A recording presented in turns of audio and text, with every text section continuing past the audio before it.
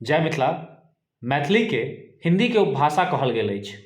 संविधान हमरा ई अधिकार देने, संविधान के अष्टम अनुसूची कहै छै कि ओहि सूची में शामिल हर भाषा के अपन अलग अस्तित्व छै, ओ भाषा ककरो बोली नहीं छै। ये अधिकार हमरा लगभग 20 साल पहले मिल गेल, लेकिन आइयो मैथिली के हिंदी के बोली कहल गेल, एक तरह से कहि सकै छी। तऽ मिथिला और मैथिली के अपमान छै। लेकिन हम हर मैथिली के मठाधीश से सवाल करऽ चाहे छियै कि अहाँ सब शिक्षा मंत्री के विरोध कर रहल छियै, तो शिक्षा मंत्री के कौन गलती? शिक्षा मंत्री के कौन गलती? हमरा बताओ, बिहारे के लोग या देश के कोनो भी लोग मैथिली के भाषा बुझैया? बिहारी भाषा बुझैया, भोजपुरी लोग बुझैया। गलती तो हमर अहाँ के, हमर अहाँ के, ओ विधायक के गलती, ओ सांसद के गलती, ओ जनप्रतिनिधि के गलती, जकरा चुनि कऽ हम सब भेजै छियै और संसद में, विधानसभा में ओ मुखर भऽ कऽ आवाज नहीं उठबै छै, ओ अपन सरकार के खिलाफ विरोध नहीं करै छै कि अगर मैथिली के अहाँ मैथिली में पढ़ाई करबियौ, प्राथमिक शिक्षा में मैथिली में पढ़ाई हेबाक चाही। हर रोजगार के जैसे जतेक भी बिहार सरकार के द्वारा नियुक्ति होइ छै, ओहिमे मैथिली भाषा के प्राथमिकता देबऽ पड़त। मैथिली से जे पढ़ल लिखल छै ओकरा रोजी रोटी देबऽ पड़त। एकर मांग भेलै कहियो? जड़ि पर अहाँ सब जा रहल छियै, फलना बाबू के विरोध, चिल्ला बाबू के विरोध। एहिसँ की हैत? समस्या समाधान हैत की? पूरा देश बुझैया मैथिली के भोजपुरिये बुझैया, बिहारी भाषा कहैया, क्यों नहीं बुझैया?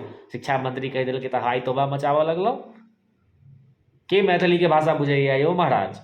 क्यों नहीं बुझैया? तऽ मूल समस्या अहाँ सब करेजा अइ। अहाँ सब तऽ भाजपा के दलाली खेने छी, बंधुआ मजदूर छी भाजपा के। 364 दिन अहाँ के चाही मदद केकरा से? तऽ MSU से। लेकिन चुनाव के दिन जय मोदी एकदम हिंदू रक्षक, हिंदू फलना ढिमका करैत रहै छी। महाराज सब निर्लज्ज सब कहीं के। बंधुआ मजदूर भऽ गेल छी अहाँ सब। अखनो अहाँ के करेजा में एतेक हिम्मत नहीं है कि अहाँ भाजपा के सब विधायक के विरोध कऽ सकी, निकम्मा नालायक विधायक के, सांसद के विरोध कऽ सकी, कहि सकी कि विधायक सब बुते के वोट नहीं देबै आब, ई विधायक सब मैथिली में प्राथमिक शिक्षा लागू नहीं कऽ पायल, ई विधायक सब मैथिली के सम्मान नहीं दिया पायल। करियो ना हिम्मत अइ तऽ। गोपाल जी ठाकुर हो, या हुकुमदेव यादव हो, या रामप्रीत पासवान हो, या फिर जीवेश मिश्रा हो, या संजय सरावगी हो, या फिर ललित यादव हो, सबके विरोध करियो कि तुमको हम भेजे हैं, तुमको MP MLA MLC बनाकर हम भेजे हैं और तुम्हारा काम है, तोहर काम छो मैथिली के दे अभी अधिकार। जते उसके आलतू फालतू चीज में लागल रहै छी। ओ से माफी, तऽ ई हमर हत्या भऽ गेल, तऽ हमर ओ भऽ गेल। हत्या तऽ अहाँके तखन भेल तखन जहिया अष्टम अनुसूची में लागू भेला के बादो अहाँके धियापुता के प्राथमिक स्कूल में, विद्यालय में, प्राथमिक शिक्षा में मैथिली के शामिल नहीं कयल गेल। ओहि लए कोनो खोज खबर नहीं, खाली हुआ करब। हुआ करब से कोनो फायदा नहीं हैत। जय मिथिला, जय मैथिली।